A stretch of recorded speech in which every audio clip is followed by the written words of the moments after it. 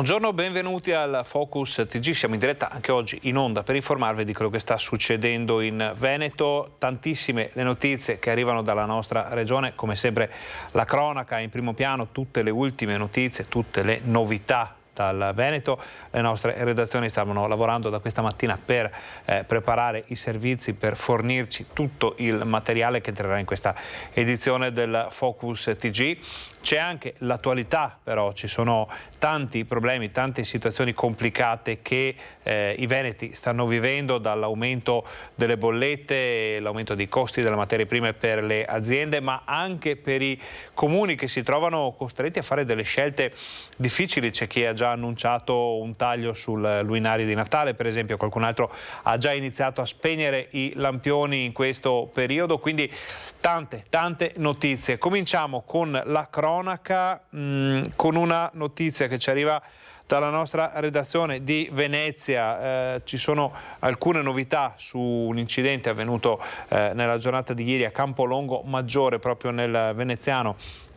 Un 55enne del posto, che si chiamava Luca Tonelli, stava pedalando in sella alla sua bicicletta quando si è scontrato con un'auto in transito su via Rovine. Il ciclista è stato inizialmente soccorso in condizioni gravi e portato con l'ambulanza all'ospedale di Padova. Poco dopo però i medici ne hanno dichiarato il decesso. Erano troppo gravi i traumi riportati nell'impatto. Sul posto i carabinieri di Chioggia, che hanno effettuato i rilievi di rito.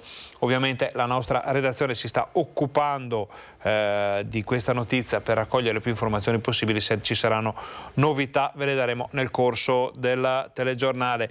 Poi andiamo avanti è stato, insomma, sono emersi dei fatti relativi all'incidente che è costato la vita a una ragazza in un tamponamento avvenuto in A4 nella giornata di lunedì. Rientrava a casa dopo aver adottato un cagnolino a Portogruaro. Vediamo il servizio.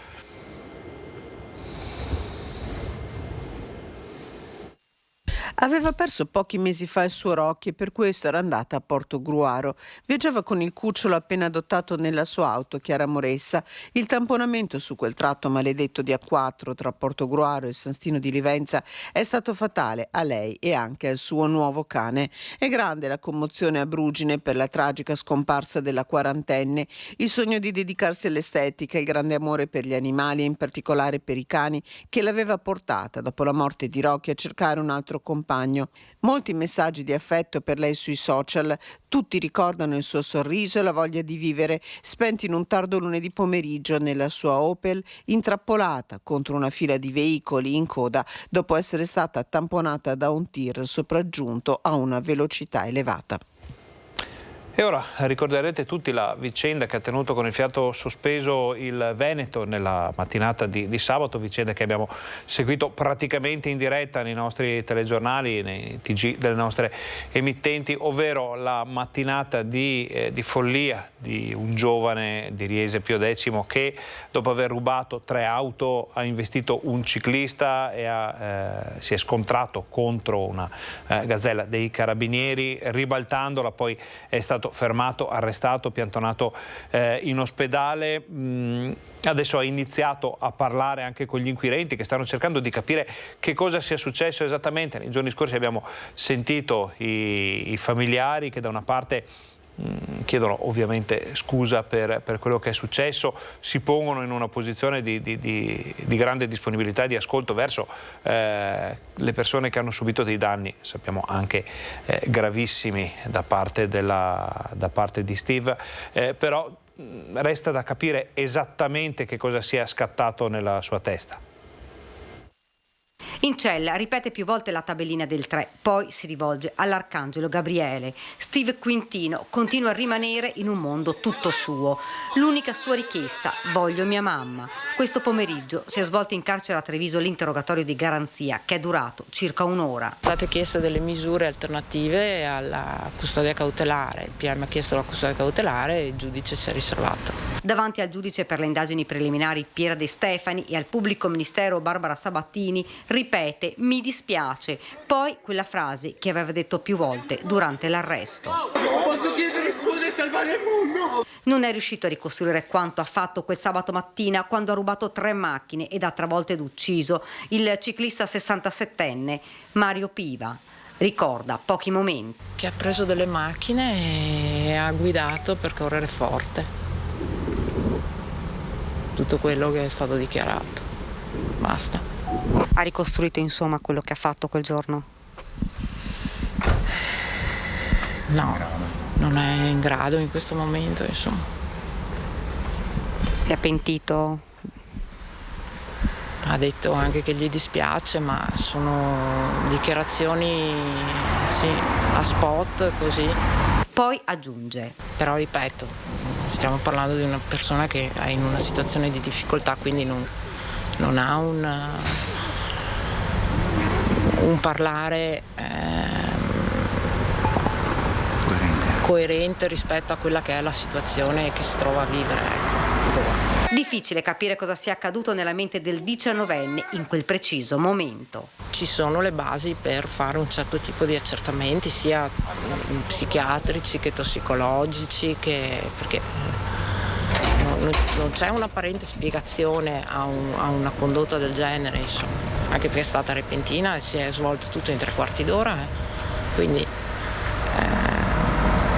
e appunto aveva smesso di lavorare alle 6 in un'azienda dove era anche con altre persone, quindi se ci fossero stati degli atteggiamenti incoerenti o strani avrebbero sicuramente segnalato la situazione quantomeno ai titolari dell'azienda. Intanto in cella a Santabona il 19enne sarebbe sottoposto ad una terapia che gli viene somministrata dai medici della casa circondariale. Anche qui stiamo seguendo gli sviluppi di questa incredibile vicenda. Avete sentito, è praticamente impossibile ricostruire adesso se non la dinamica, che bene o male è chiara, ma proprio i motivi, quello che è scattato, quello che ha fatto fare a Steve Quintino ciò che è successo nella mattinata di sabato. Ce ne occuperemo come sempre nei nostri telegiornali. Adesso ci spostiamo a Mussolente nel Bassanese per un altro incidente, una nottata che è stata anche oggi davvero difficile. Abbiamo alcune immagini che vediamo con la regia di Fabio Verin. 3 macchine sono state coinvolte in uno schianto, vedete, distrutte praticamente in questa carambola proprio a Mussolente. Ci sono dei feriti, non sarebbero in pericolo di vita. Stiamo aspettando dalla sanità, dall'azienda sanitaria, eventuali informazioni sullo stato di salute delle persone coinvolte in questo pauroso schianto. Un'auto ribaltata, una completamente disintegrata. La dinamica è in via di definizione da parte dei carabinieri. Proseguiamo con la nostra informazione. Allora, posto il numero veramente impressionante di incidenti che si stanno verificando in questo momento, andiamo avanti con la pagina della cronaca. Un'altra vicenda che ha dell'incredibile successa nel Vicentino: a 2 anni ingerisce dell'hashish e finisce in ospedale.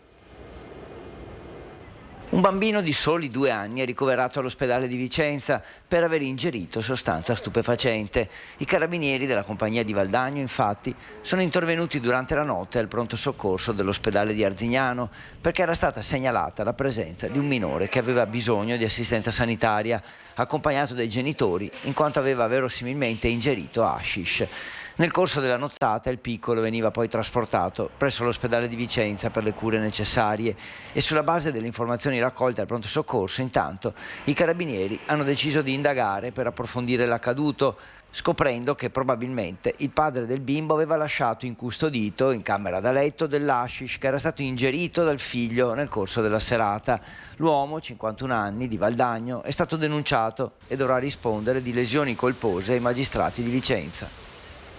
Questa notizia assume un contorno ancora più drammatico perché arriva una terribile conferma di un sospetto della prima ora di un fatto avvenuto qualche tempo fa. Si tratterebbe infatti di avvelenamento per ingestione di hashish. La causa della morte avvenuta il 28 luglio scorso all'ospedale di Pieve di Cadore di un bimbo di 2 anni che abitava con i genitori a Longarone. Lo confermerebbe, come riporta la stampa regionale, la serie di esami tossicologici sui materiali biologici prelevati nel corso dell'autopsia sul corpo del bambino. Il piccolo era arrivato all'ospedale portato dal padre, allarmato per le condizioni del figlio, caduto in uno stato di narcosi dal quale non si riusciva a svegliarlo. Il decesso è sopraggiunto poco dopo, era stato attribuito dall'uomo, secondo quanto riporta appunto la stampa veneta, a una presunta ingestione di qualcosa raccolto da terra mentre giocava in un parco pubblico in cui era stato alcune ore prima. Le indagini dei carabinieri alla perquisizione domiciliare tuttavia portarono al rinvenimento in casa di un quantitativo di stupefacente e al sospetto che il piccolo potesse essere entrato accidentalmente in contatto con la sostanza, ipotesi che pare essere confermata dagli ultimi accertamenti. Quindi anche qui tutto da capire, tutto da approfondire, tutto da vedere. Adesso facciamo una breve pausa pubblicitaria, voi state con noi perché torniamo fra pochissimo.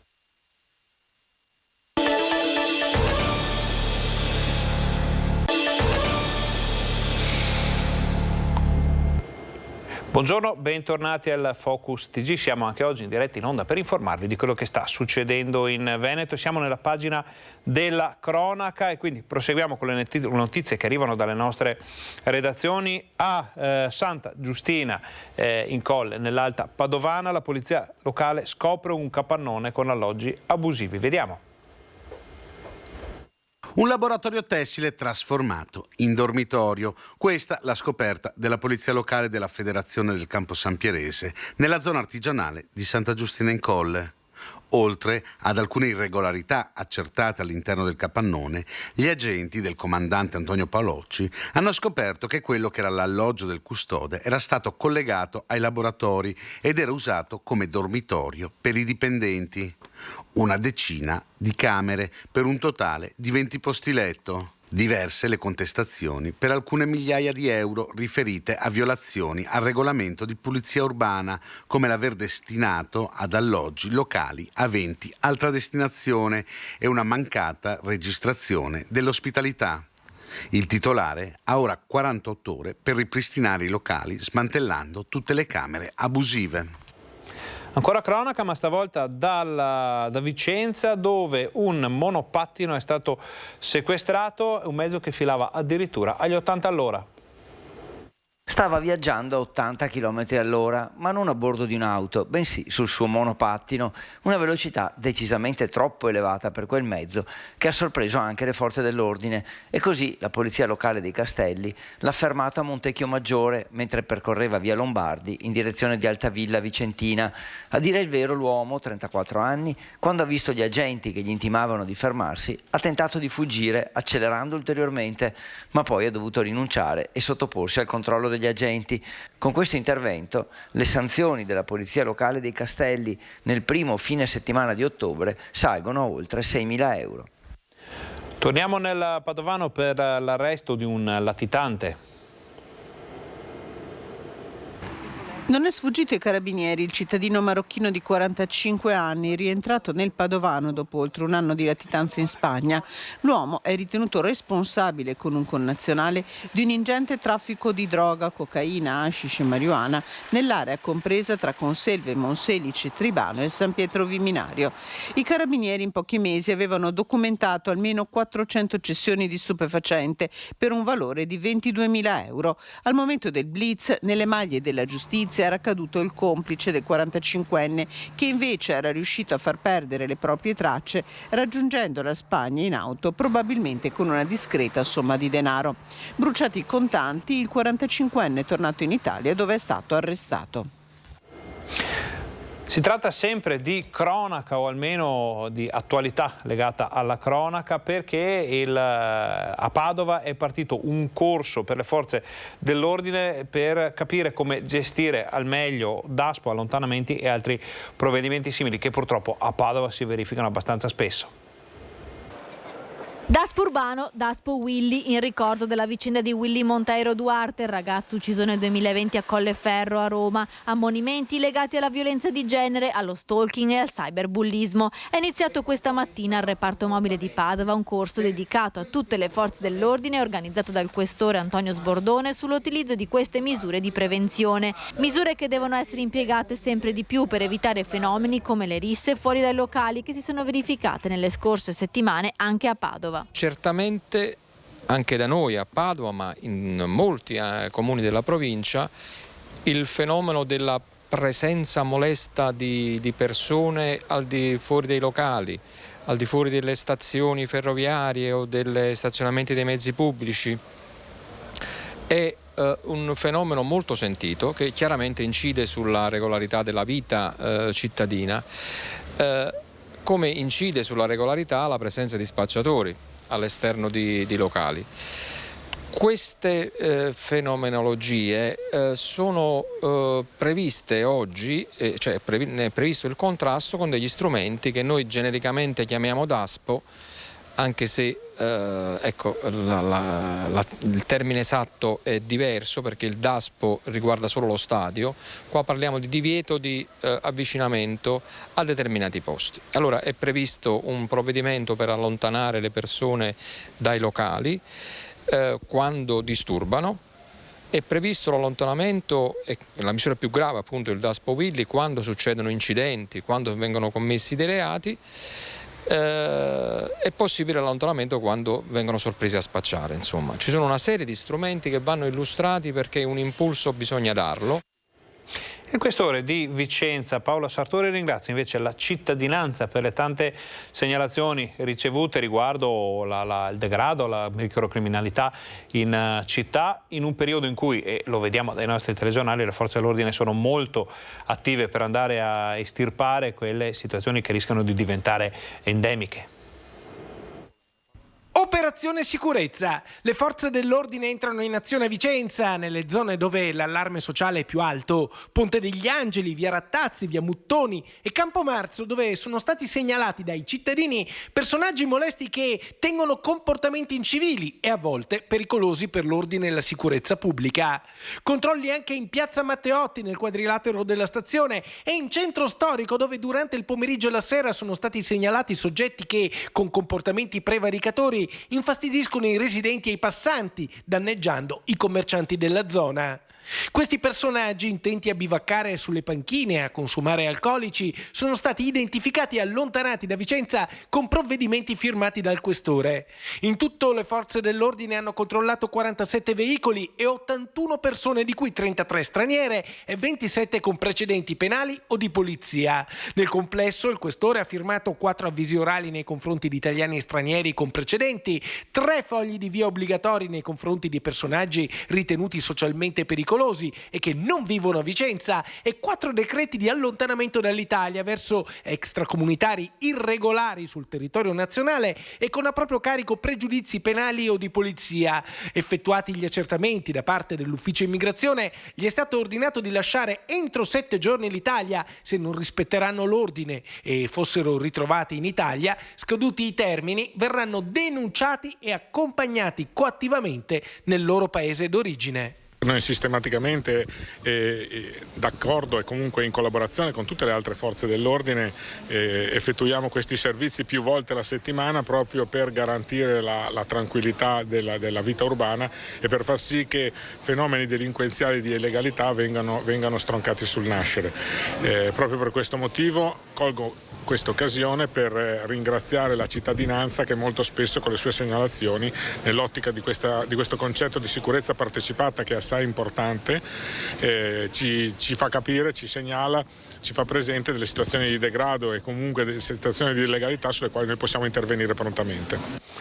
Ci spostiamo ora nel veneziano, insomma arriva ogni tanto anche qualche buona notizia perché è tutto pronto per insomma non è ancora tutto pronto, però ripartirà la produzione alla Bottecchia di Cavarzere, interessata da un bruttissimo incendio. Si dicono soddisfatti i sindacati dopo un incontro con la proprietà. Si è svolto ieri l'incontro tra i lavoratori della Bottecchia, l'amministratore delegato Mariano Roman con altri dirigenti del gruppo e i rappresentanti dei sindacati. Sul tappeto i tempi e i modi della ripresa dell'attività dopo il vasto incendio che ha distrutto gran parte del magazzino dell'azienda. Andiamo incontro a un periodo di cassa integrazione a rotazione di almeno 3 mesi per 52 lavoratori, 36 operai, 16 impiegati, ha spiegato Cristian Modesto, sindacalista della FIOM. Ma il periodo di rallentamento dell'attività sarà gestito in modo che i lavoratori siano coinvolti a rotazione in maniera equa. L'azienda si sta infatti riorganizzando, proprio come l'amministratore aveva assicurato. C'è voglia di ripartire in fretta. Bottecchia, concluso il sindacalista, ha dimostrato una concreta volontà di ripresa. Abbiamo anche apprezzato l'impegno ad anticipare ai lavoratori gli importi della cassa integrazione senza aspettare l'erogazione dell'INPS. Restiamo in provincia di Venezia, anzi andiamo proprio a Venezia perché la Guardia di Finanza ha sequestrato 2 elicotteri di una nota società che effettuavano dei voli turistici sulla città, una delle città più belle del mondo, ma questo lo sappiamo bene. Il motivo è che probabilmente erano senza autorizzazioni. Cosa c'è di più bello che vedere Venezia dall'alto per un turista? Lo sa bene la società che organizzava voli sulla laguna senza però avere le autorizzazioni necessarie. La Guardia di Finanza di Venezia, al termine di un'attività di indagine diretta dalla Procura, ha quindi sequestrato 2 elicotteri che venivano utilizzati da questa società operante nel settore turistico per effettuare dei veri e propri tour dall'alto.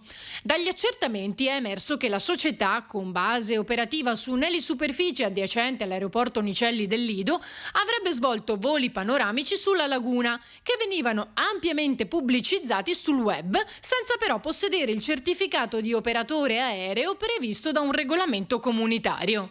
Le Fiamme Gialle, che hanno operato in sinergia con i funzionari dell'ENAC, l'Ente Nazionale per l'Aviazione Civile, si sono presentate alla base di volo e nella sede delle ditte coinvolte nella gestione dei mezzi aerei, trovando i documenti che dimostravano l'impiego di questi elicotteri per scopi turistici. Oltre al sequestro, l'operazione ha portato alla segnalazione dei rappresentanti di 2 società per violazione degli articoli 1188 e 1231 del Codice della Navigazione. Sono in corso approfondimenti per verificare l'esistenza di eventuali altri responsabili. Ora facciamo un'altra breve pausa pubblicitaria, state con noi perché torniamo fra pochissimo.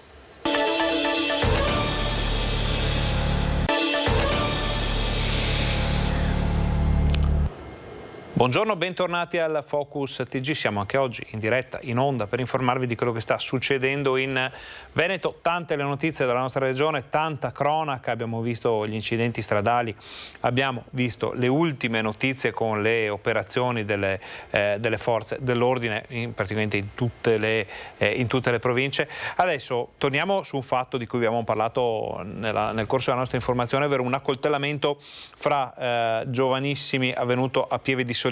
Vediamo se ci sono novità. Io ho sentito verso la mezzanotte dei grandi rumori sulle scale, gente che urlava. Poi successivamente questo ragazzo, perché si capiva che era una voce giovane, insomma, che piangeva, che si lamentava. Sono alcuni frammenti di una nottata di follia a raccontarli una residente di Borgo Stolfi che, atterrita dalla paura, non si è mossa dalla sua abitazione. Quelle urla non erano quelle di una semplice bravata. Infatti io non sono uscita a vedere per paura. Ecco, cioè, ho preferito stare in casa, che non erano voci e urla normali di ragazzi magari ubriachi, ecco, per dire. No, era di una persona che si stava lamentando e che piangeva, quindi come fosse un dolore addosso, insomma, ecco. È circa l'1 di notte nel cuore di Pieve di Soligo, tra la piazza del municipio e il Duomo. È qui, su questi scalini per entrare in corte, che il 19enne viene colpito da un fendente al collo, sanguinante, cade a terra. La chiazza è rimasta visibile per tutto il giorno, nonostante di prima mattina si sia provveduto a lavare i segni. Ad allertare i soccorsi è la stessa vittima. Sul posto arriva l'ambulanza del SUEM che trasporta d'urgenza il ragazzo al pronto soccorso di Conegliano. Subito si capisce che la ferita è compatibile con un'arma da taglio e immediate scattano le indagini dei carabinieri della stazione di Cison di Valmarino. Il presunto aggressore è un coetaneo, amico di sempre della vittima, rintracciato nel corso della notte mentre si aggirava a piedi nella zona di Follina. Con sé aveva un coltello a serrammanico. L'aggressione, stando a una prima ricostruzione, è avvenuta al culmine di una lite esacerbata con ogni probabilità dall'alcol. Da indagare la causa scatenante, non si escludono vicende di droga. La vittima poco prima era stata vista girarsi per le vie del paese con un altro giovane, un parente, che al momento della colluttazione pare non fosse presente, ma è da appurare. L'ipotesi è quella di tentato omicidio con l'aggressore in attesa di convalida dell'arresto. L'accusa, a seconda dei giorni di prognosi, potrà essere derubricata a lesioni gravissime. La coltellata infatti non ha fortunatamente compromesso organi vitali. La vittima sarà ascoltata dai carabinieri non appena le sue condizioni lo consentiranno. Ogni testimonianza a questo punto sarà preziosa. Di lunedì sera buona parte dei bar è chiusa, la stessa corte era deserta. Penso che è orribile, no? Sia grave, è proprio orribile e non ho parole in realtà, credo che vada un po' sistemata la situazione qui, non solo a Pieve. Avete sentito il punto di vista, l'opinione di questo barista, ne abbiamo parlato anche con il primo cittadino che ovviamente è piuttosto preoccupato. Sentite cosa ci ha detto. Devo dire che è stato un episodio grave che però è finito bene rispetto a come poteva tradursi, vista appunto l'uso di un coltello nella colluttazione. Questa cosa ci lascia perplessi, per i quali probabilmente serviranno ulteriori controlli rispetto a ciò che le persone si portano appresso. Sono due ragazzi appunto della classe 2003 che già hanno dato prova di qualche disordine, non tanto a Pieve di Soligo ma in altri comuni. Sono noti, come dicevo, da quello che ho potuto appurare appunto alle forze dell'ordine. Adesso cercheremo di capire le scelte che vengono operate nei confronti dei due. Ecco, li incontrerà? Intanto speriamo che uno dei due possa riprendersi nel più breve tempo possibile. Ho dato mandato agli ufficio sociale di poter approfondire le tematiche anche con la famiglia, con le rispettive famiglie, proprio per capire che tipo di disagi ci sono a monte per arrivare a questo tipo di gesto. Insomma, credo che assolutamente vadano condannati, vadano anche in qualche maniera presi in tempo questi tipi di degenerazioni. Dobbiamo interrogarci su come mai oggi i nostri giovani sono fuori fino a ore tarda, viaggiano con coltelli e fanno uso di sostanze o di alcol in modo da arrivare poi anche a questo tipo di episodi. Ora ci spostiamo nuovamente nel Padovano, dove torniamo a parlare della vicenda ormai che passa dalla cronaca alla cronaca giudiziaria legata al decesso di Mattia Caruso. Vi ricorderete, era morto, sulle prime sembrava che fosse stato colpito da qualcuno dopo essere sceso dalla macchina, poi la realtà è emersa in modo ben diverso. Sono stati fissati i funerali di Mattia Caruso, il trentenne ambulante ucciso dalla fidanzata Valentina Boscaro, rea confessa la notte tra il 25 e il 26 di settembre. L'ultimo saluto venerdì pomeriggio alle 15, attese qui nella chiesa di San Giacomo della Mandriola ad Albignasego centinaia di persone. Tantissimi amici e parenti che dovrebbero arrivare anche dalla Sicilia, regione d'origine della famiglia Caruso. I familiari del ragazzo stanno organizzando anche una fiaccolata che dovrebbe svolgersi sempre venerdì dalle 20 alle 23 da Carpenedo a Piazza del Donatore ad Albignasego. In questi giorni, intanto, gli inquirenti stanno continuando ad ascoltare le testimonianze dei genitori e dei fratelli di Mattia. Secondo i loro racconti, a subire violenze fisiche e pressioni psicologiche sarebbe stato proprio il trentenne ucciso e non la fidanzata Valentina, che invece durante la confessione del delitto ha detto di essere stata più volte maltrattata e picchiata da Mattia. Anche gli amici della coppia hanno riferito di aggressioni fisiche subite dal giovane, ma ai carabinieri non risultano denunce da parte di entrambi. Valentina Boscaro, 31 anni, intanto rimane agli arresti domiciliari con obbligo di braccialetto elettronico, rischia dai 14 anni di carcere all'ergastolo e non potrà chiedere riti alternativi.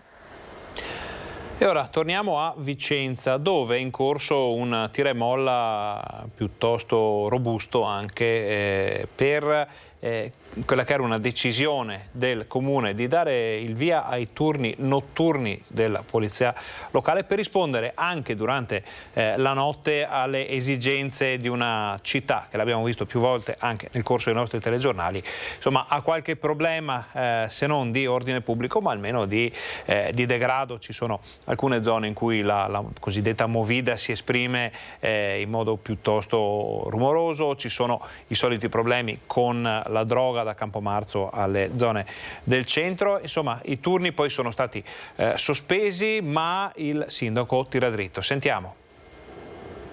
Il notturno della polizia locale. Notturno come turno di notte, ma anche turno, visto che i sindacati si sono opposti e hanno proclamato lo stato di agitazione. Fin qui la cronaca, ma la questione è innanzitutto politica. Francesco Rucco è il sindaco che ha creato il nucleo operativo speciale, che opera in prima linea contro degrado e spaccio di droga. È il sindaco che ha realizzato il distaccamento della polizia locale a Campomarzo ed è lo stesso sindaco che oggi, in nome della sicurezza, chiede agli agenti di prolungare il turno serale fino alle 3 di notte solo il venerdì e il sabato.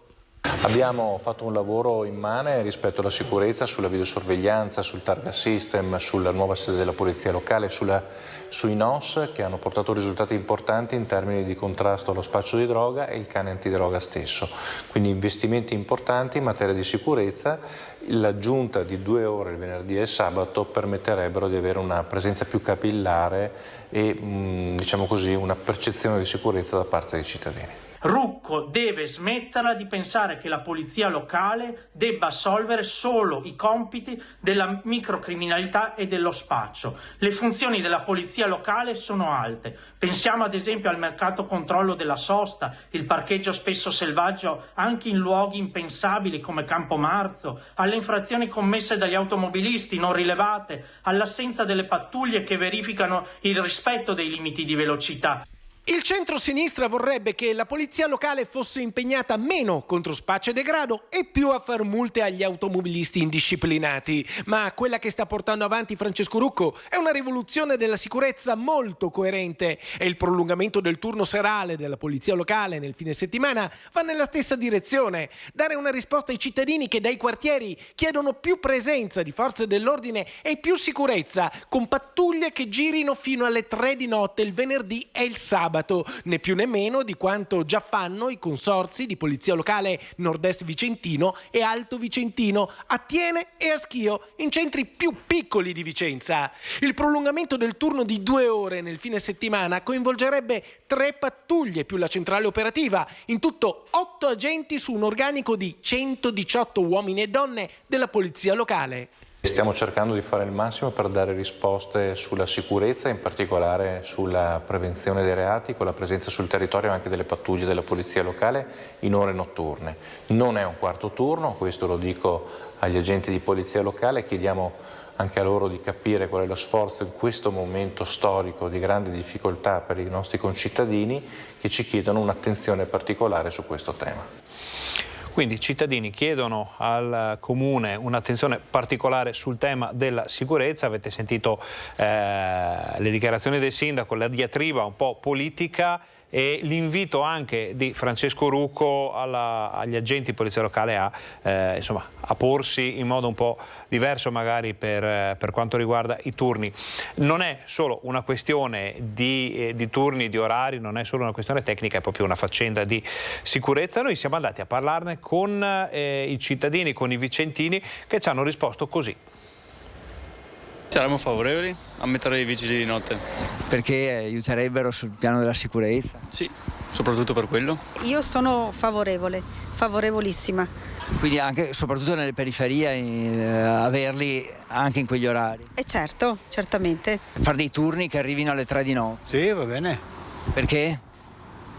Perché c'è più sicurezza. Sì, perché siamo messi male secondo me come sicurezza? Sì. Quindi sarebbero utili e magari anche più in periferia che in centro? In centro e anche in periferia, perché penso che almeno mi vedo girare delle gente a sera Che veramente... Che ci sia bisogno assolutamente di ulteriori vigilanze o cosa, quello sì.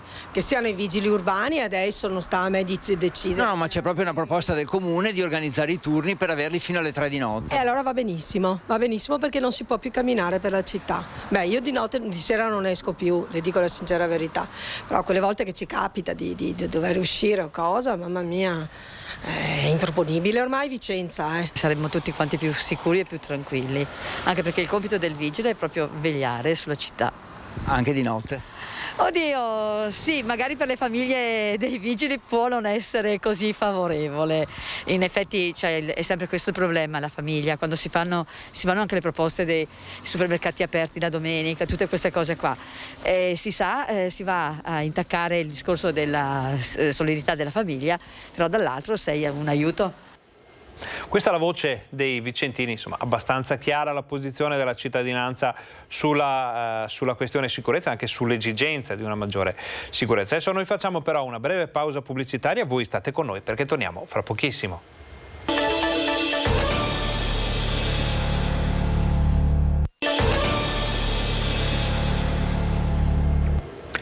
Buongiorno, bentornati al Focus TG, siamo in diretta anche oggi in onda per informarvi di quello che sta succedendo in Veneto. Abbiamo visto una corposa pagina della cronaca con incidenti, con operazioni delle forze dell'ordine, con situazioni legate proprio alla sicurezza nelle nostre città. Adesso chiudiamo per un attimo la pagina della cronaca, pronti a riaprirla se dovessero arrivare notizie dalle nostre redazioni, e iniziamo a parlare dell'attualità di un momento difficilissimo per famiglie, imprese, ma anche per il pubblico. Un momento difficile, lo sappiamo, a causa delle bollette, dell'aumento dei costi dell'energia, dei costi delle materie prime per le imprese. Ci sono difficoltà anche per le case di riposo. Il caro energia incide anche sulle rette delle case di riposo. Familiari preoccupati per un possibile aumento delle rette, visti i costi esorbitanti che i gestori della RSA stanno affrontando. Il caro bollette pesa moltissimo, pesa nell'ordine degli 8-10 euro al giorno per ospite, quindi vuol dire un rischio di incrementi nell'ordine dei 250-300 euro al mese. E quello che lamentiamo, che segnaliamo e che denunciamo è il fatto che per la terza volta questo Paese e il Ministro della Sanità fanno un decreto sostegni e noi credo siamo gli unici rimasti fuori ancora una volta. Roberto Volpe, presidente di Uripa Veneto, l'Unione regionale degli istituti per anziani, calcoli alla mano, parla di aumenti del 20%. Per questo risulta incomprensibile il fatto che per la terza volta le RSA vengano escluse dai sostegni dello Stato. Una situazione difficilissima a cui si aggiunge anche il rincaro dei prezzi delle materie prime. In questo momento noi stiamo subendo anche tutta un'altra serie di aumenti che sono gli aumenti che ognuno di noi vede nello scaffale della spesa, per cui per noi sono cresciuti gli alimentari, le lavanderie, il materiale di consumo, cioè quel parametro inflattivo che è all'interno di ogni famiglia e anche all'interno delle nostre gestioni. Quindi io non ho ricordi in 30 anni di aver visto una situazione come questa. E la mancanza di aiuti da parte dello Stato, ripeto, rischia di metterci in ginocchio e noi non lo vogliamo. Giovedì è prevista un'assemblea sulla gestione del caro bollette. Se no verranno in soccorso gli aiuti attesi che auspichiamo, probabilmente decideremo che nelle fatture evidenzieremo i costi dell'energia in modo che anche l'utente singolo si renda conto. Però la vedo una soluzione estrema. E se gli aiuti non arrivano? Porteremo le chiavi delle strutture ai prefetti. C'era bisogno, se siamo ancora dimenticati, anche di azioni eclatanti. Per dare una risposta alla situazione sociale, la Regione sta pensando di reintrodurre l'addizionale IRPEF dopo 12 anni. Se ne è parlato con associazioni di categoria, imprese e sindacati che sembrano essere favorevoli. Dopo 12 anni in Veneto potrebbe essere reintrodotta l'addizionale IRPEF per redditi superiori ai 15.000 euro e con percentuali progressive. Al momento nulla di deciso, ma la Giunta sta valutando la misura, assente dal 2010, che faceva della nostra l'unica regione tax free. Ma la situazione di famiglie e imprese è talmente delicata da richiedere una riflessione. Io lo ritengo dovuto, perché come mai come in questo momento c'è bisogno dell'intervento da parte del pubblico, dello Stato, della Regione. Siamo in una crisi profondissima. Se la Regione del Veneto arriva a chiederci, e dico chiederci perché siamo stati consultati ovviamente come associazione di categoria insieme a tutte le altre realtà sociali, diciamo, di applicare una addizionale, vuol dire che la situazione è davvero problematica. L'obiettivo è far entrare nelle casse regionali 300 milioni di euro da destinare al sociale e alle fasce più deboli della popolazione. La Regione si è confrontata con le categorie economiche che si sono dette favorevoli alla reintroduzione dell'imposta. E abbiamo dato un parere favorevole. Perché? Perché siamo certi che i fondi generati da questa addizionale IRPEF andranno ad essere utilizzati effettivamente per chi davvero ne ha bisogno. Per tanti anni abbiamo goduto, tra virgolette, questa non pagarlo, e adesso dobbiamo fare un po' un sacrificio tutti quanti e metterci a disposizione della collettività. Massima disponibilità al confronto arriva anche da CGIL, CISL e UIL, che chiedono però un meccanismo di progressività e tutela dei redditi più bassi e che il gettito dell'IRPEF venga interamente destinato ad interventi sociali e di sostegno alle famiglie. Concorda con i sindacati il presidente di Unioncamere, che però chiede attenzione anche per il mondo produttivo. Non solo un aiuto alle famiglie, a chi ha più bisogno, ma anche una parte deve essere data alle imprese, perché le imprese, se chiudono, non creano ricchezza, ma i titolari delle imprese, una volta chiuso, non hanno la cassa integrazione. Ora apriamo una parentesi, per così dire, sanitaria all'interno di questa pagina del nostro telegiornale, perché abbiamo visto dei dati dei giorni scorsi. Il Covid da un certo punto di vista sta un po' rialzando la testa, ma ci sono anche altri filoni sanitari che si ripropongono di solito in questa stagione. Ce ne parla Guido Barbato, che è andato all'ospedale di Padova proprio per avere tutte le informazioni. Buongiorno Guido. Buongiorno Ferdinando, buongiorno a tutti. Sì, i dati sono in salita, i dati di contagio da Covid, perlomeno per quanto riguarda la provincia di Padova, ve li do subito come li abbiamo ricevuti. C'è una risalita piuttosto importante, perché anche concentrata solo rispetto a 7 giorni fa.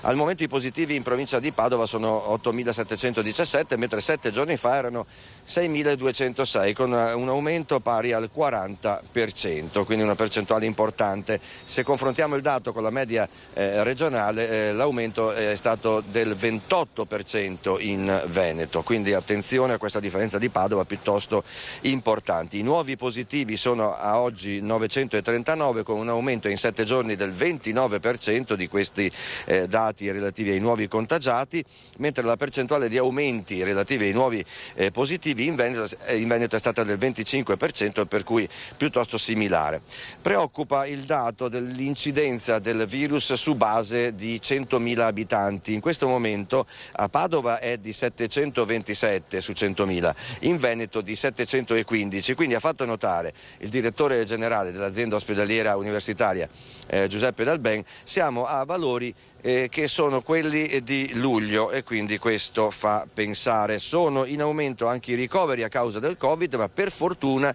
sono in calo quelli nelle terapia intensiva. Perciò di 68 ricoverati ce ne sono solo 5 in terapia intensiva, e è stato fatto notare che 7 giorni fa erano una trentina, quindi insomma si sono più che raddoppiati, e che 14 persone tra questi ricoverati risultano essere non vaccinati o non completamente vaccinati. Anche i tamponi sono saliti di molto in questa settimana, in particolare la maggior parte di persone che hanno rilevato una positività al tampone hanno più di 45 anni, e quindi si può escludere forse un'incidenza bassa da parte del mondo della scuola, che come sapete si è attivato, è ritornato a ritrovarsi a scuola una ventina di giorni fa, il 13 di settembre. Però l'azienda ospedaliera mette in guardia padovani e non a questo punto dal fatto che non manca molto probabilmente a doversi preoccupare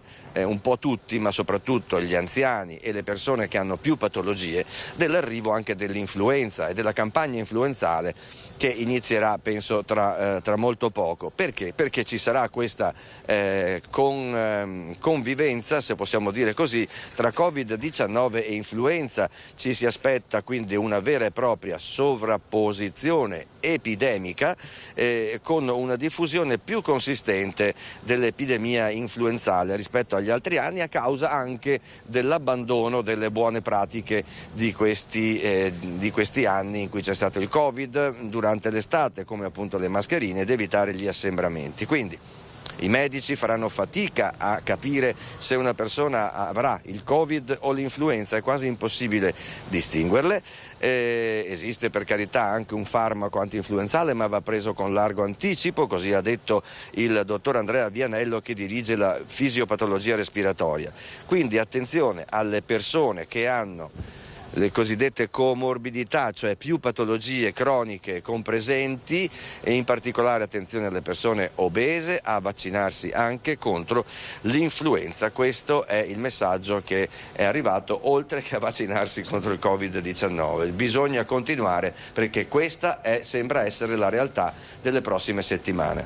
Guido, allora intanto grazie per queste prime informazioni, poi sappiamo che le varie aziende sanitarie faranno dei punti sull'argomento.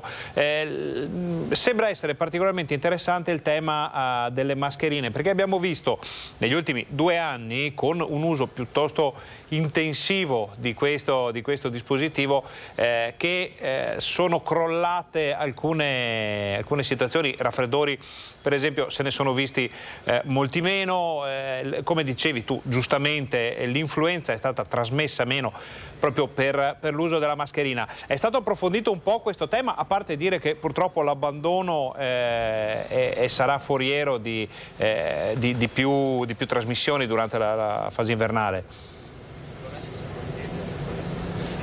Non esattamente, Ferdinando, per quanto sia stato fatto capire a tutti che il fatto che adesso ci si richiuderà di più, adesso insomma si sono rialzate le temperature veramente in questi giorni, ma che insomma non manca molto al fatto che vivremo di più magari chiusi in casa o nei luoghi di lavoro o anche nei luoghi di intrattenimento, si potranno tenere meno le imposte, gli infissi aperti, bisognerà quindi probabilmente tornare. Anche adesso siamo stati a questa conferenza stampa, avevamo tutti la mascherina FFP2 perché ci è stato ordinato di indossarla, poi ovviamente siamo anche in un ambiente medico, ma al di là di questo, per dire che gli ambienti chiusi tornano ad essere degli ambienti dai quali veramente bisogna un po' difendersi nei contatti umani, perché la trasmissione, è stato fatto notare, la trasmissione per esempio dei virus influenzali e del Covid-19 è uguale, quindi le goccioline, quindi attenzione, questo è un passaggio che ora vado a memoria, che mi hai aiutato a ricordare, dell'esposizione del dottor Vianello,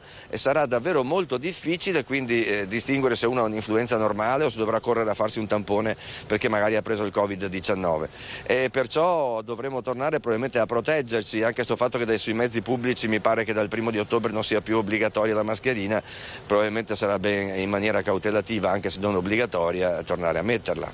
Ecco, si vede, basta insomma andare a fare la spesa, andare a fare un giro soprattutto nelle città, e per vedere molte persone che comunque all'interno dei supermercati, nei negozi continuano a usare le mascherine, a maggior ragione negli ospedali, dove ricordiamo bisogna portare la mascherina, ma si vede che non è ancora del tutto abbandonata questa pratica. Vedremo che cosa succederà. Guido, noi ti ringraziamo per questo collegamento. Se ci sono novità da Padova, come sempre non esitate a contattarci, le daremo in diretta ai nostri telespettatori. Grazie. Volentieri, grazie a voi, buon lavoro, ciao. Noi torniamo in studio, ringraziamo Guido Barbato per questo collegamento. Chiudiamo il tema sanitario, ci torniamo poi perché abbiamo parecchie notizie che arrivano dalla sanità del Veneto. Continuiamo a parlare del caro bollette, il caro bollette che colpisce anche i comuni e anche i negozi. Fra un po' arriverà il momento di accendere le luminarie natalizie e bisognerà fare un po' i conti.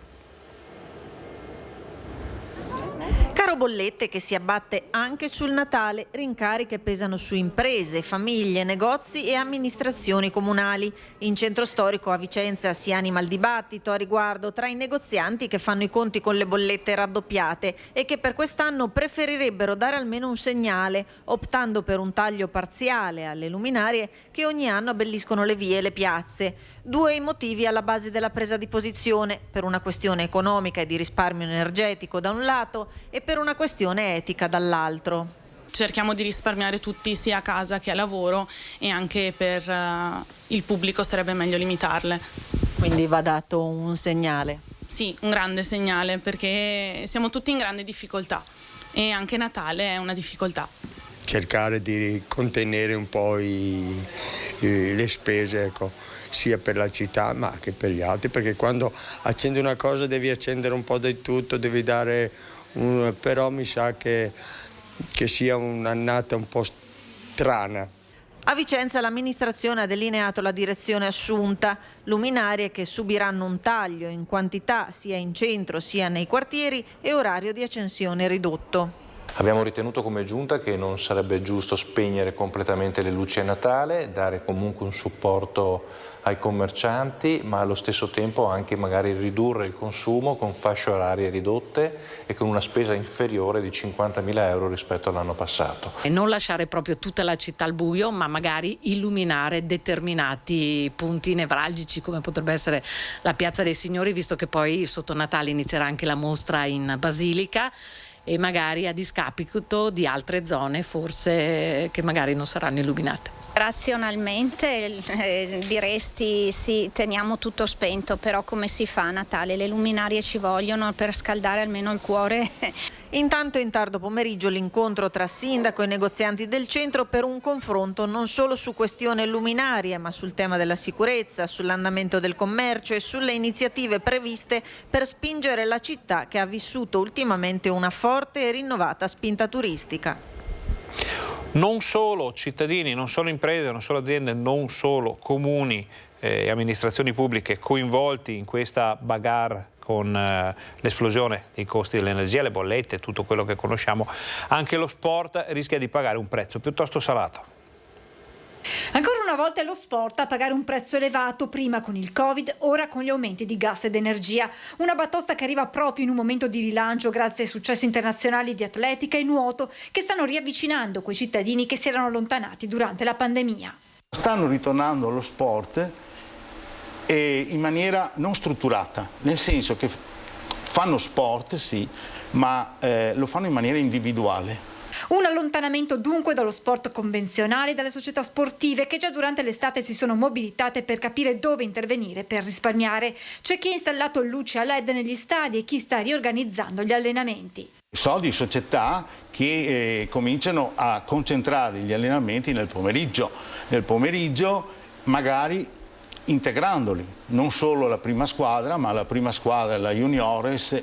Altri provvedimenti potrebbero essere, e che riguardano anche le palestre e tutto, potrebbero essere quelli dico purtroppo, perché magari la riduzione del riscaldamento delle volte anche intervenendo sull'uso delle docce, per esempio. Ecco, magari quei più piccoli dicendo tranquillamente loro aiutateci, la doccia la fate a casa. Nonostante queste misure c'è preoccupazione per la tenuta delle società che non possono contare come in passato sul sostegno degli sponsor. Non è che lo sponsor lo perdi, perché io più che sponsor lo chiamerei sempre partner, partner però indubbiamente rischia di ridurre il suo apporto alla società. Al momento le società non hanno intenzione di aumentare le rette, ma si attendono le prime bollette invernali di luce e gas per fare una riflessione e un eventuale cambio di rotta. Stiamo vivendo in un clima di preoccupante attesa, ammette Samson. Tutte le conseguenze legate al caro energetico probabilmente si riverseranno di botto proprio nei mesi di ottobre fino a metà novembre. Facciamo una breve pausa pubblicitaria, state con noi, torniamo fra pochissimo.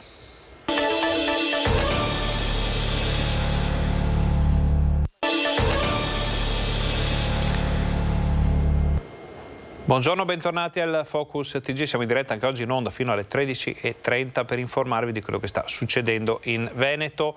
Siamo nella pagina dell'attualità, stiamo parlando dei problemi enormi che stanno vivendo cittadini, imprese, aziende, comuni e anche lo sport in merito all'innalzamento dei costi dell'energia, le bollette, i costi delle materie prime, insomma tantissime situazioni che vediamo quotidianamente. Quella che stiamo per vedere non è una risposta immediata, ma può essere un percorso, secondo alcuni, per andare a risparmiare un po', visto che in futuro la situazione non è detto che possa migliorare. Erano andate in archivio i tentativi di fusione, si era un po' fermata la corsa alle fusioni fra comuni, invece adesso se ne riparla, ce ne sono addirittura 5 nel Trevigiano che vogliono unirsi. La volontà è quella di, e anche è un nostro dovere, di guardare al futuro, di non lasciarci sorprendere dal futuro. Un futuro che per 5 comuni della Marca, Cavaso, Castelcucco, Monfumo, Pieve del Grappa e Possagno, potrebbe avere i contorni di un'unica realtà frutto della loro fusione. Il percorso è iniziato un anno fa dall'analisi delle criticità non solo economiche, ma soprattutto strutturali e organizzative, con le difficoltà sempre maggiori di offrire ai cittadini servizi all'altezza, soprattutto a causa della carenza di personale. I 5 comuni hanno così concordato sull'opportunità di uno studio di fattibilità della fusione, passaggio questo che prevede la produzione di un report da parte di un ente esterno che analizza la situazione attuale dei comuni da diversi punti di vista e realizza una proiezione della condizione di ente unico.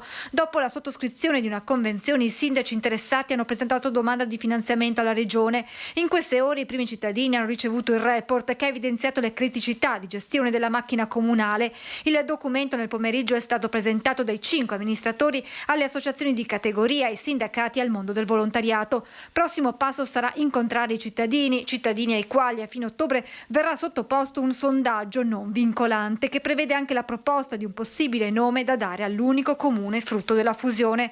Tutto questo processo sarà contenuto in una rendicontazione da inviare alla Regione che elargirà il contributo. Al termine di questa prima fase, le amministrazioni sono libere ognuna di fare le proprie valutazioni. A chi teme che la fusione possa cancellare l'identità di ogni singolo comune, il sindaco Rugolo risponde che questa invece potrà essere una ricchezza in più per il nuovo ente. Un volano di accrescimento di ogni singolo campanile.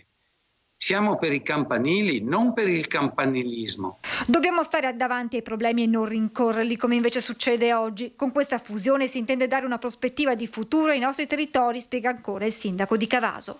Prospettive soprattutto per il mantenimento, se non l'incremento dei servizi che i comuni possono dare in futuro. Allora, poco fa il nostro Guido Barbato ci ha detto che a Padova c'è un po' di preoccupazione per l'arrivo di dati in rialzo riguardo il Covid. La conferma arriva anche dalla Marca trevigiana, dove ci sono già dei focolai in alcuni reparti degli ospedali. Il Covid rialza la testa all'ospedale Cafoncello e l'ULSS 2 corre immediatamente ai ripari, non solo isolando i pazienti positivi, ma prima interrompendo e poi regolamentando gli accessi dei visitatori ai reparti colpiti dal virus. È successo che abbiamo avuto un paio di focolai, uno in quarta chirurgia legato a persone che sono entrate per fare interventi. Questo ci porta ovviamente a creare in questi casi delle misure aggiuntive quindi abbiamo un attimo chiuso alle persone, poi oggi ci siamo parlati con la direzione medica e abbiamo deciso di sostanzialmente usare per chi entra nei reparti dove ci sono Covid positivi le mascherine FFP2. Abbiamo isolato chiaramente l'area dei positivi e quindi si sta lavorando. I nostri collaboratori usano tutti le FFP2 e credo che questa sia una soluzione senza dover chiudere completamente il reparto. Questo è valso ovviamente per Treviso, ma vale molto di più per la psichiatria di Montebelluna, dove i pazienti si muovono ovviamente all'interno del reparto, per cui questo comporta che abbiamo dovuto fare delle misure ancora più restrittive. Anche qui, come in quarta chirurgia, sarà obbligatorio l'uso di mascherina FFP2 per incontrare i pazienti, e questo genere di procedura sarà attivato ogni qualvolta sarà necessario, così da evitare, come è accaduto a inizio pandemia al reparto di geriatria, di dover chiudere tutto. D'altro canto nella Marca si registrano 1.356 nuovi positivi nelle ultime 24 ore, per un numero complessivo di oltre 7.600 trevigiani attualmente isolati. E se i ricoverati in terapia intensiva rimangono 2, il numero complessivo nei vari reparti è in costante aumento. Abbiamo 65 persone positive, di cui 2 in terapia intensiva e 5 in pneumologia, quindi persone che hanno ovviamente una compromissione polmonare, gli altri no, per fortuna. E poi abbiamo una settantina di cosiddetti positivi per case sparpagliati nei vari reparti che conteniamo all'interno di stanze, e questa è la situazione. In crescita significativa i contagi nella fascia 70-79 anni, con il direttore generale Benazzi che non si stanca di invitare gli over 60 alla vaccinazione. Oggi abbiamo la possibilità di fare la vaccinazione per Omicron 4, Omicron 5 insieme, quindi con la massima protezione. Consiglio a tutti gli over 60 e in particolare a tutte le persone fragili di vaccinarsi. Dopo questo consiglio, che viene in pratica ribadito anche dai padovani, dalla sanità del Veneto in generale, arriveranno poi le varie campagne di comunicazione su tutto questo. Andiamo a vedere una segnalazione che ci arriva dal Bassanese. A Rossano Veneto c'è un bambino che ha bisogno d'aiuto.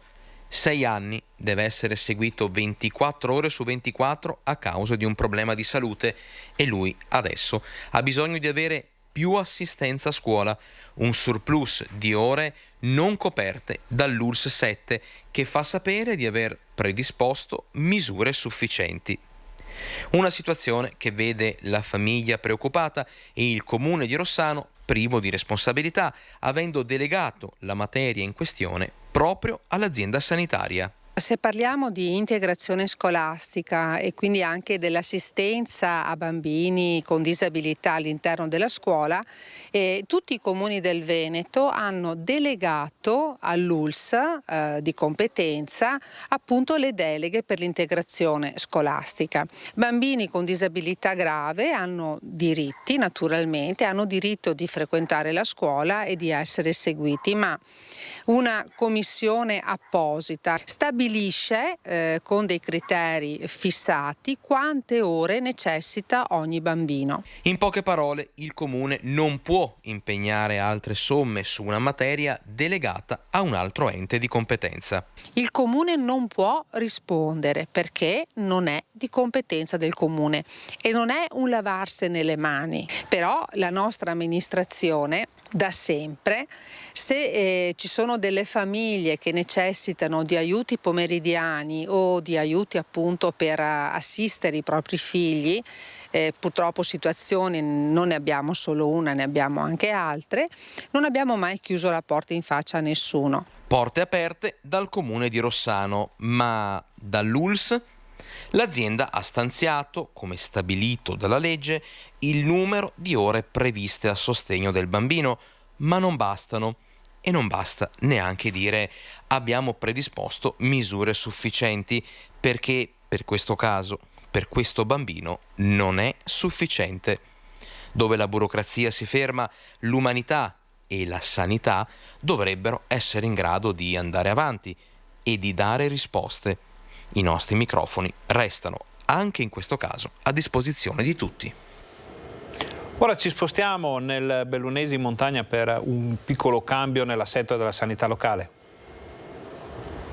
La decisione è stata presa. Le degenze dei pazienti dell'ospedale di Lamon saranno temporaneamente ospitate al vicino ospedale di Feltre. I lavori di messa in sicurezza dell'edificio, che ospita il centro riabilitativo e che è un fiore all'occhiello nel panorama sanitario regionale, includono l'adeguamento alle norme antisismiche, l'aumento della capienza di posti letto e la riqualificazione di tutte le attività locali che accompagnano le attività riabilitative, come palestre e spazi per la mobilizzazione.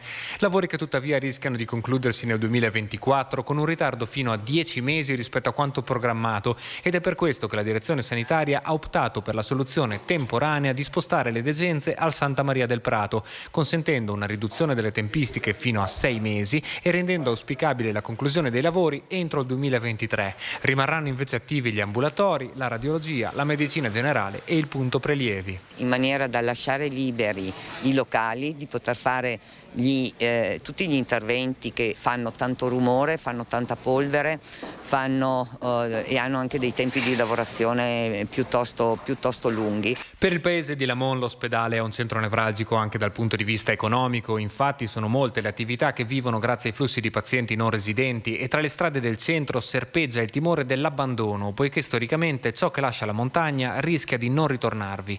Preoccupazioni comprensibili, il commento della direzione sanitaria e dell'amministrazione comunale, che tuttavia rassicurano sull'intenzione di riportare tutti i servizi nella loro sede originaria e al più presto. Chiaramente interventi del genere, per quanto corretti o necessari, sono forieri di numerose preoccupazioni per l'amministrazione comunale, soprattutto per un'amministrazione comunale di montagna come la nostra. Accelerando sui lavori abbiamo bisogno di tornare a Lamon in tempi brevissimi. Ancora sanità, ma stavolta torniamo nel Padovano, ci sono 2 nuovi ambulatori di pneumologia. 2 nuovi ambulatori di pneumologia territoriale all'ospedale Ai Colli, strutture che ampliano i servizi di medicina territoriale e riducono le liste d'attesa per i pazienti. L'USL 6 infatti si è dotata anche di un'importante attrezzatura che permette l'esecuzione di prove di funzionalità respiratoria complete come spirometria semplice e globale. I 2 ambulatori sono attivi da giugno e ad oggi sono già state eseguite 806 prestazioni, 389 sono prime visite pneumologiche, 129 sono visite di controllo e 288 sono esami funzionali. E che questo si inserisce in un contesto generale di rete dove i Colli, insieme appunto con gli altri punti ospedalieri, in particolar modo appunto nostri, cioè quindi Campo San Piero, Cittadella, Piove e Schiavonia, costituiscono appunto una rete che ci permette comunque di monitorare, di prendersi in carico le persone e quindi anche di monitorare il territorio. Gli ambulatori sono diventati pienamente operativi da lunedì a venerdì e servono a creare un'ulteriore rete della medicina di territorio anche per il recupero e la riabilitazione dei pazienti guariti dal Covid o che ancora risentono dei sintomi del long Covid. Con questa postazione si viene a avviare un nodo fondamentale nella gestione anche del long Covid e del post Covid. Avremo la possibilità quindi per i pazienti afferenti ai distretti 1, 2 e 3 di analizzare, di studiare quelle che possono essere delle sequele che in realtà sono delle sequele polmonari che rappresentano il 20% delle sequele polmonari nel long Covid in particolar modo, e qui ci sono le competenze per poterlo fare. Questo per quanto riguarda la sanità, siamo ancora in attesa dei dati dell'azienda Zero della Regione del Veneto per capire come si stia muovendo il Covid in questo periodo molto particolare. Quindi chiudiamo la pagina sanitaria e andiamo a vedere a Vicenza quali sono, in questo caso nel quartiere Ferrovieri, le richieste dei cittadini. Più sicurezza, specie la sera, strade e marciapiedi da sistemare, la scomparsa delle banche, che specie per gli anziani sono un grosso problema da gestire. Il quartiere Ferrovieri a Vicenza ha una sua identità e tradizione, con la parrocchia molto attiva nelle iniziative di aggregazione e solidarietà, un mercato che non fa incassi record, ma il martedì è riferimento per chi vuole scambiare 2 chiacchiere e non fare solo acquisti in velocità. Più anziani che giovani, c'è chi vive qui anche da 50 anni e non si lamenta, però abbiamo fatto un viaggio tra i residenti per capire le loro richieste. Io sto bene. È da tanto che abita qui? Di più di 20 anni. E come negozi? Ci si accontenta? Si contenta di quello che c'è, dai. Come sicurezza? Si esce la sera? Io no, di sicuro. Qua si lavora poco. Poca gente? Poca gente. È sempre stato così, con poca gente? No, ce n'era di più una volta. Gli anziani purtroppo se ne vanno, i giovani... Non è un quartiere con giovani questo? Non tanto. So che qualcuno di anziano diceva che non ci sono più banche qui nei pressi perché le hanno chiuse tutte e allora si trovano in difficoltà anche con i soldi liquidi. Si vive bene? Siete qua da molto? Sì, sono tantissimi anni. Sono esattamente 27. C'era la banca che, vabbè, adesso speriamo che ne aprano un'altra, c'è l'ufficio postale, no, c'è tutto. Si vede degli elementi anche dove abito io, sono entrati anche in casa mia, che ero fuori, l'attimo che sono andato in garage sono stati attenti e sono entrati. Perciò adesso devo guardare sempre chi passa, perché sono persone che non avevo mai visto. Abbastanza bene fino adesso, non è che abbiamo avuto grandi problematiche. Sicurezza? Quella manca un po' adesso dappertutto, purtroppo è così. Cosa dobbiamo fare? È un mondo difficile. Non sono di questo quartiere. Ah, lei viene solo al mercato? Sì, vengo solo al mercato. E così, vedendo, passando, come le sembra? Oddio, sì, è un bel quartiere, mi sembra c'è una bella area verde, a me piace come quartiere. Un buon quartiere perché io insegno qui, quindi ecco un quartiere in cui si sta bene. Sicurezza, quello sì, maggiore. Andrebbe migliorata? Sì, sicuramente. Ci vorrebbero più controlli, dice? Sì, penso di sì. Negozi? I negozi purtroppo vedo che alcuni sono chiusi, è generale questa situazione. Strade, marciapiedi? Ecco, le strade dovrei fare i marciapiedi soprattutto sono un po' sporchi. Non è molto giovane come quartiere, però sono delle belle persone, direi, sì. Avete sentito un po' di richieste, di istanze di cittadini nel rapporto strettissimo che Rete Veneta ha con voi telespettatori, con la gente. Poi naturalmente tutto quello che raccogliamo lo portiamo all'attenzione di chi di dovere e si cerca di dare una mano per risolvere alcune situazioni. A Padova invece si lamentano gli universitari perché mancano alloggi. Tende da campeggio davanti al Bola, sede storica dell'Università di Padova. Nella giornata dedicata al benvenuto delle matricole, il collettivo universitario Spina ha protestato contro la carenza di alloggi per gli studenti universitari. Una mobilitazione iniziata ieri pomeriggio e finita in tarda serata. Le tende simboleggiano l'unico posto rimasto per dormire, hanno spiegato gli studenti che hanno organizzato il sit-in, che aveva l'obiettivo di sensibilizzare non solo i vertici dell'università, ma anche il comune di Padova, che proprio davanti al Bo ha la sua sede. Moltissimi di noi sono costretti a vivere per strada, a vivere in Airbnb, in hotel, a chiedere una stanza degli amici perché non trovano un posto dove stare a Padova. Questa situazione è inaccettabile ed è quello che abbiamo voluto denunciare ieri. Durante la manifestazione abbiamo simbolicamente posto delle tende di fronte a Palazzo Bo a dimostrare quanto la crisi abitativa sia un problema attuale e importante e che sia necessario risolverlo al più presto possibile.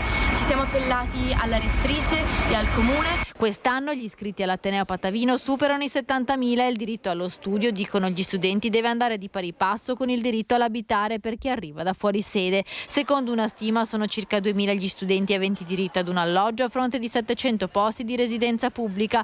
Per questo, spiega il collettivo, non può essere completamente cancellata la didattica a distanza che permetterebbe a tanti di poter frequentare le lezioni. Abbiamo anche avuto un dialogo con il sindaco e la prorettrice.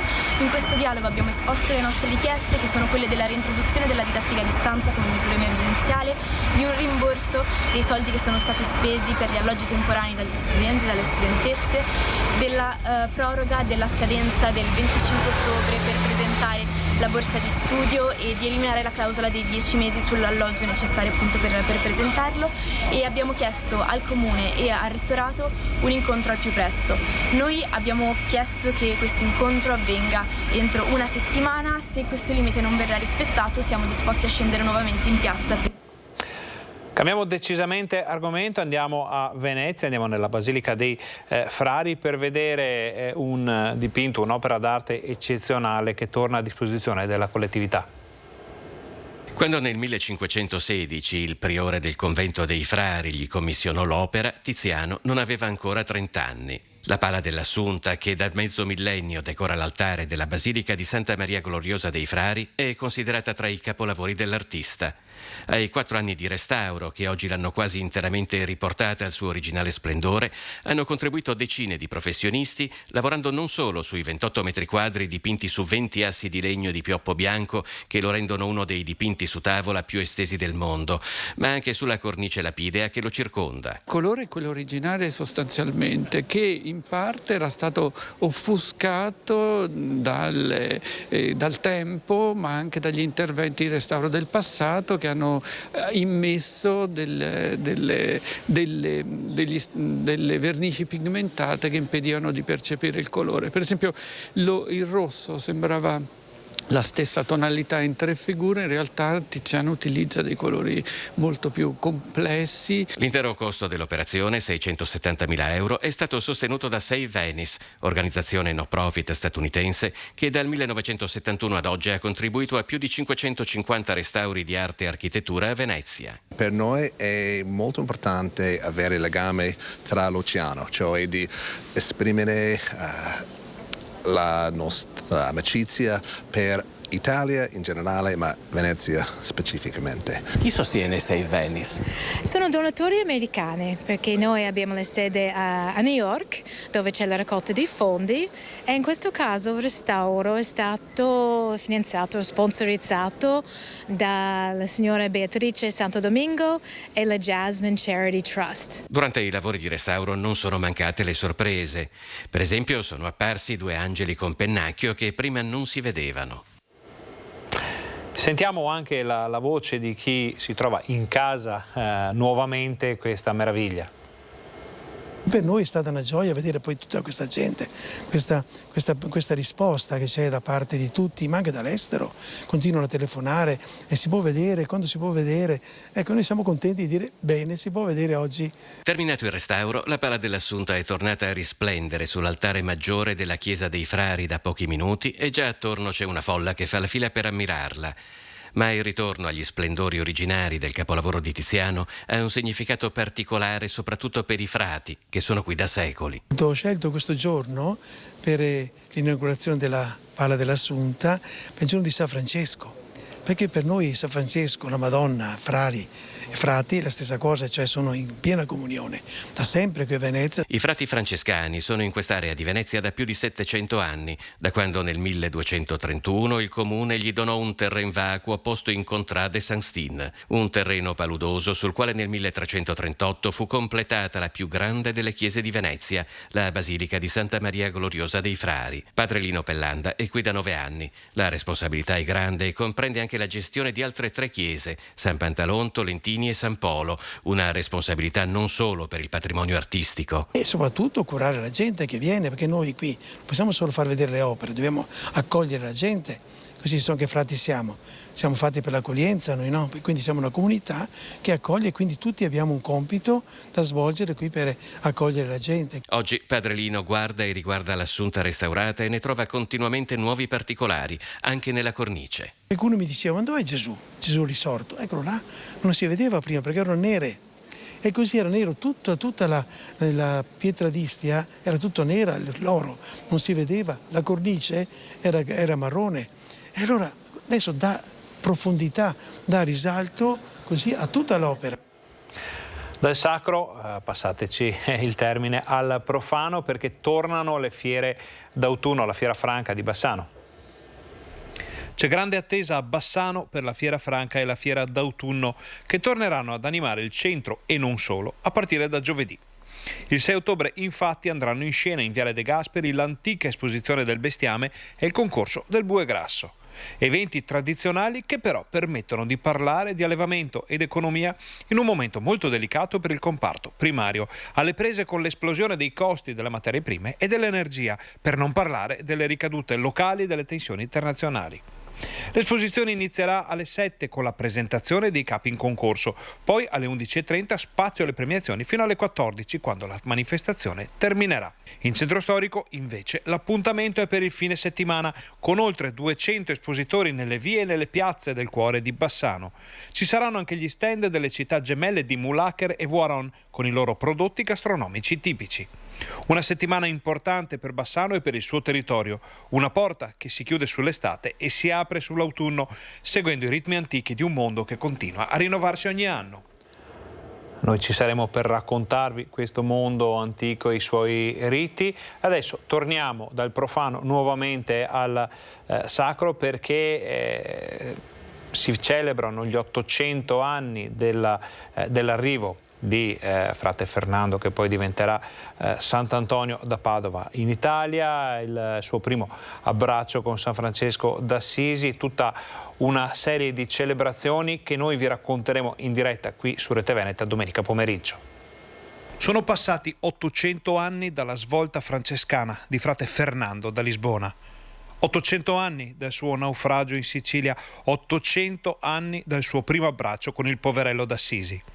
Da qui cambia la sua vita e inizia quella dell'uomo che viene oggi ricordato come Sant'Antonio da Padova. Un compleanno speciale, un triplice anniversario di rilevanza mondiale che porta oggi un gruppo di pellegrini a ripercorrere attraverso 108 tappe il cammino di Antonio da Capo Milazzo fino alla sua Padova. Oltre 2000 chilometri, 3 milioni di passi e un affetto incontenibile per un santo amato anche nel Nuovo Mondo. Un percorso che si concluderà domenica proprio al Santo, dove saremo anche noi di Rete Veneta per celebrare questo momento storico di grande importanza. Saremo in diretta dalle 14 fino al tardo pomeriggio per raccontarvi un evento epocale, per farvi sentire le voci delle persone coinvolte in questo anniversario, per far sentire la vostra voce e quella dei fedeli. Dopo aver accompagnato il santo in volo sull'elicottero che lo ha portato sulle terre colpite dal Covid, in una diretta che ha permesso a milioni di telespettatori di essere presenti al momento più alto della lotta al male invisibile, dopo averlo seguito sulle strade di Padova, sull'acqua della laguna e fra la sua gente, torniamo a portare nelle vostre case il santo e la storia. Domenica sul canale 14, a partire dalle 14. Quindi domenica appuntamento imperdibile qui su Rete Veneta. Prima di salutarvi, non abbiamo ancora i dati esatti, ma filtra qualche informazione. Dovrebbero essere quasi 58.000 gli attuali positivi del Covid, positivi al Covid in Veneto nella giornata odierna. Sono meno, sembra, le nuove positività, però si contano almeno 10 morti, quindi una situazione molto fluida da tenere d'occhio. Naturalmente noi ve la parleremo, ve la racconteremo qui al Focus TG ogni giorno. Detto questo, noi ringraziamo Fabio Verini e Alessandro Costacurta per la regia, ringraziamo tutti i colleghi, gli operatori che ci hanno permesso di portare nelle vostre case tutte le notizie dal Veneto, ringraziamo voi per essere stati con noi, vi diamo appuntamento al TG Bassano e al TG Vicenza di questa sera, vi auguriamo un buon pomeriggio.